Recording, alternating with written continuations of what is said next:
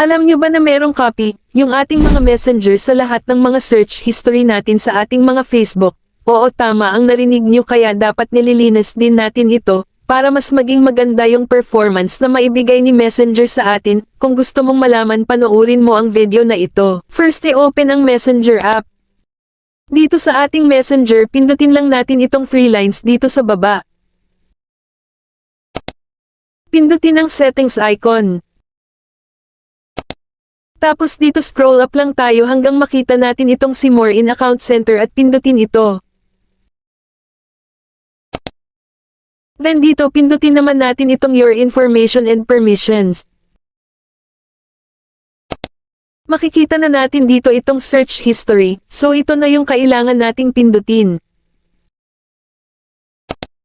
Tapos dito pindutin naman natin itong ating profile.